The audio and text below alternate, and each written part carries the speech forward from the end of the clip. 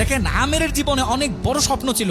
সে হজ করতে যাবে, সে কাবাগর তাওয়াফ করবে, এটা তার স্বপ্ন ছিল। এবং গত পরশুদিনই তার হজের ফ্লাইট ছিল। সে যখন এয়ারপোর্টে আসলো, পাসপোর্টে নিরাপত্তাজনিত কিছু সমস্যার কারণে তাকে একটু দাঁড় করিয়ে রাখা হলো। সমস্যার সমাধান যখন হলো, তাকে যখন ছেড়ে দেওয়া হলো, তখন আসলে অনেক দেরি হয়ে গেছে। কারণ আমেরের সাথে অন্যান্য যে হজ যাত্রী, তারা এতক্ষণে বিমানে উঠে গেছে এবং বিমানের দরজা ভিতর থেকে বন্ধ করে দেওয়া হয়েছে। তখন সেই এয়ারপোর্টের অফিসাররা সেই পাইলটের সাথে কথা বললো, পাইলটের সাথে যোগাযোগ করলো, পাইলটকে বলল যে দেখেন, একজন হজ যাত্রী নিরাপত্তাজনিত কিছু সমস্যার কারণে বিমানে উঠতে একটু দেরি হয়ে গেছে, তাকে একটু বিমানে উঠিয়ে নেন। সে বিমানে উঠতে পারে নাই।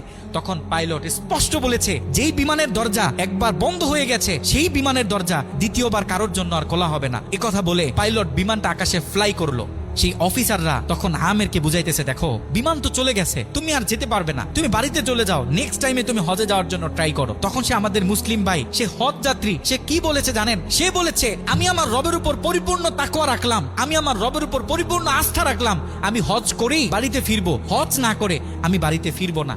কথা বলে সে এয়ারপোর্টে দাঁড়িয়ে রইল। ঠিক কতক্ষণ পর সেই বিমান থেকে এয়ারপোর্টে মেসেজ করা হলো যে বিমানের ভিতরে যান্ত্রিক সমস্যা দেখা গিয়েছে, খুব ইমার্জেন্সি বিমানটা সেই এয়ারপোর্টে ল্যান্ড করতে হবে। বিমানটা যখন এয়ারপোর্টে ল্যান্ড করা হলো, যান্ত্রিক যে ত্রুটি, এই ত্রুটিগুলো যখন সমস্যা সমাধান করা হচ্ছে, তখন সেই অফিসাররা সেই পাইলটের সাথে কথা বলেছে যে দেখেন, কোনোভাবে এই যাত্রীটা একটু নেওয়া যায় কিনা। সে তো হজ করার উদ্দেশ্যে বাড়ি থেকে বের হয়েছে, সে তো বাড়িতে যেতে চাচ্ছে না।